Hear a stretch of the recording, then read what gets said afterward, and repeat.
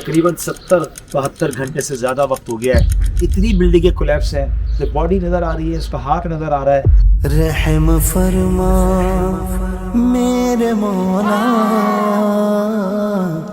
رحم فرما میرے مولا, میرے مولا.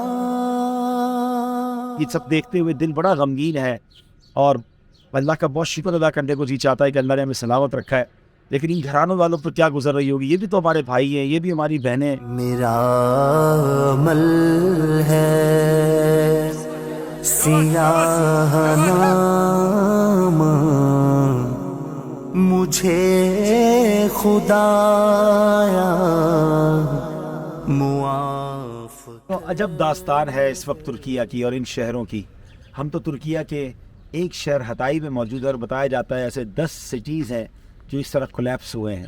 آپ سوچیں کہ یہ پورا مکان ہستہ بستہ مکان تھا, گھر کا سامان نظر آ رہا ہے, آج یہ کھنڈر بن چکا ہے اور ود ان 40 سیکنڈز یہ سب کچھ ہوا ہے. 40 سیکنڈ میں یہ سمجھیے کہ اللہ کی قدرت کا بھی ہم نظارہ کہہ سکتے ہیں. ان اللہ علی کل شیء قدیر. اللہ ہمارے گناہوں کو معاف فرمائے, اس طرح کی ناگہانی آفتوں سے بچائے. اب اس گھر کا آپ حال دیکھیں کہ پورا کا پورا کولیپس ہو گیا ہے, گاڑیاں تو بے پھنس گئی ہیں.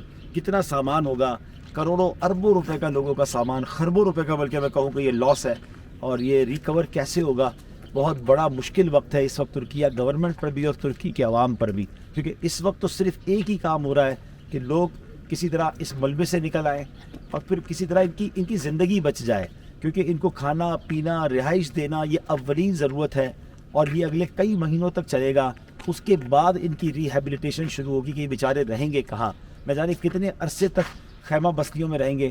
ہمیں بار بار یہ بتایا بھی جا رہا ہے کہ ہم زیادہ عمارتوں کے قریب نہ جائیں کیونکہ یہ مزید کولیپس اسٹیپ رکھتی ہیں اور یہ خطرناک بھی ہے. تو ہم کوشش کر رہے ہیں کہ ایک سیف ڈسٹینس رکھ کے آپ کو یہ چیزیں دکھائیں, لیکن ہر گلی کا, جس گلی میں جا رہے ہیں اس گلی کا منظر ڈیفرنٹ ہے, وہاں کی داستان الگ ہے اور ایک ہی جیسی کہانی ہے کہ بہت بڑی تباہی ہے, بہت بڑی تباہی.